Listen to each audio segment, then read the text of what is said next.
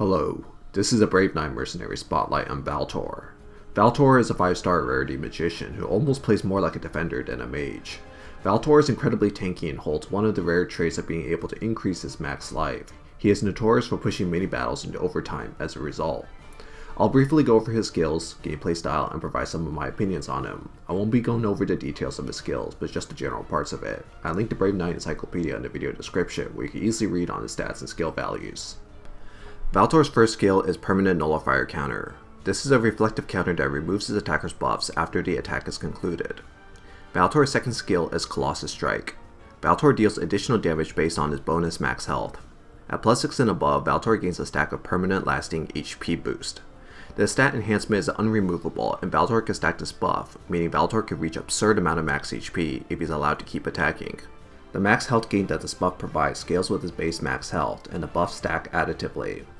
Let's say Valtor has 30,000 health, and Colossus Strike buff increases his max life by 100% of his base. Let's also say he's only hitting one target each time he attacks.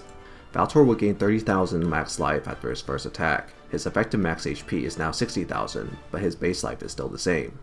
If Valtor were to attack again, he gains another 30,000 life, making his total to 90,000 now. He will keep gaining increments of 30,000.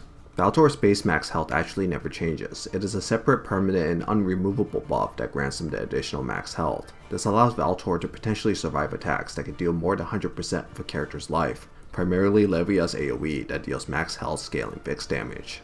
Remember that Valtor gains 1 stack of HP boost for every target that he hits in his normal attack. Let me provide an example. In this scenario, Valtor hits 3 units with his normal attack, which is the maximum that he can hit.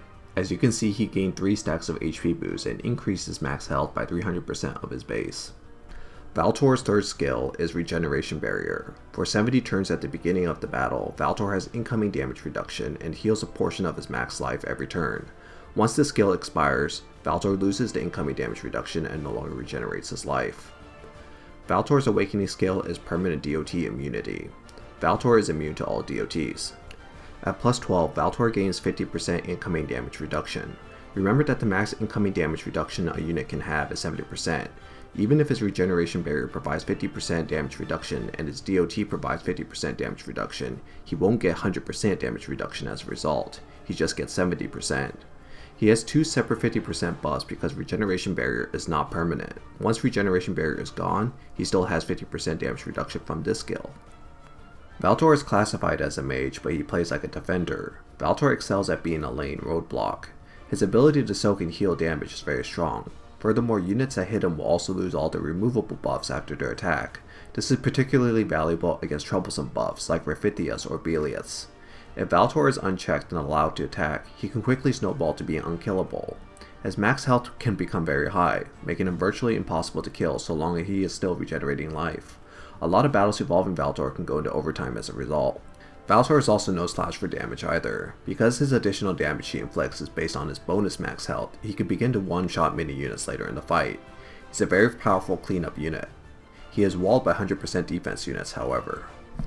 I'll go over what Valtor counters. Being a tank, Valtor is intended to block and stall various characters. He's very good at stalling units so long as they don't do percentage health damage or high bursts of damage. The most relevant unit that Valtor tanks is Seto. Because Seto can't crit or be buffed, he always does the same amount of damage per hit. Valtor with high health can shrug off Seto's attacks and heal it back over time. Valtor deals a lot of damage, especially if he gets to attack more after his first hit. Since he deals damage based on his bonus max life, Valtor is essentially adept at cleaning up columns of enemies that do not have 100% defense. His Nullifier counter also presents a lot of problems to Belieth and Raphidia, both of which have powerful buffs that are removable. I'll go over some Valtor counters now. There are 3 main methods of dealing with Valtor. Killing him round 1 with large bursts of damage is very viable. Yuri, Eden, and Balze are capable of one-shotting Valtor if they are buffed by Veronia. You may also want to use Michaela as well, or both. Christina could be used as well, but make sure to use buffs that can't be removed so that her subsequent 4 attacks are not weakened. Michaela, Veronia, and Stella all have offensive buffs that cannot be removed via Nullifier. The second way to deal with Valtor is to use attack interferences or buff prohibition. The best 3 characters that apply this is Glacia, Helga, and Ludmilla. Glacia tanks Valtor hits easily and can apply a very long freeze on him, which causes his turns to skip, essentially putting a freeze to his ability to snowball. Ludmilla applies stun onto Valtor that can also cause Valtor to receive more damage from incoming attacks. Because Valtor is a mage and not a defender, Ludmilla deals massive damage to Valtor. In the circumstances that she doesn't kill him, she still sets him up to be killed by other units more easily. If Helga applies her buff prohibition onto Valtor, then Valtor's max HP gain on attack is blocked and you won't be able to get the HP bonus. This could present opportunities to kill him more easily before he attacks again. The final and most effective way to deal with Valtor is to use percentage HP scaling attacks on him. Attacks that inflict damage based on his current or max life are very effective on Valtor. The major characters capable of doing this are Barbara, Angelica, Frisia, and Levia. Barbara deals a lot of damage to Valtor because her third skill is activated by Valtor's Nullifier Reflect. With one crit damage buff such as Veronia, she can kill Valtor with ease. Angelica and Frisia naturally do a lot of percentage damage, but similar to Barbara, they may require one buff or two to reach the critical damage threshold to kill Valtor through his damage reduction. Lastly, Levia is the one-shot queen, but do note if Valtor manages to pull off an attack and extend his max life, Levia will no longer be able to one-shot him with her AoE. Valtor has to be the prime target of Levia's attack to be one-shot at that point. Lastly, for counters, in the case that you do need to find units to tank Valtor, then any unit with 100% defense is a good choice to do so. Valtor hits hard, but he does not deal fixed damage. Eden, Angelica, and Levia are good options. You could also block Valtor with a Lucius, or with your own Valtor. So some synergies with Valtor. Valtor can be inserted into most compositions without considering his teammates. He's mostly thrown into compositions to counter Seto currently, although he does well in tanking many other units as well. Albion Valtor is something that is used sometimes. Albion provides Valtor the agility and grace buffs that allows him to better survive units like Angelica. Providing Valtor with the Raphithia buff not only makes him more tanky, but allows him to better chip away at Seto's life. Because Raphithia provides a counter attack, Seto can begin to chip away at his own health as he constantly attacks Valtor. Valtor appreciates having Ludmilla in the composition due to both of them striking the back lane. Ludmilla is capable of killing 100% defense units that Valtor is unable to, so the both of them together can work in conjunction to eat away at an enemy's back lane. Valtor has a set synergy that increases his max life, but it requires Natalie and Mora, both of which are almost never used in regular arena. The synergy set is only good in World Boss. Okay, so for my opinion on Valtor. Valtor is really damn good. There's seldom a 5-star quite like this. Valtor wasn't terribly commonplace until Seto arrived and the metagame needed a tank that could effectively hold the skip position. Valtor's ability to snowball into a giant mass of HP is incredibly strong. So strong that he's causing nearly every game to go into overtime now. Seriously, I'm getting real tired of 15-round matches of a Lucius, Valtor, and Seto wet noodle fight.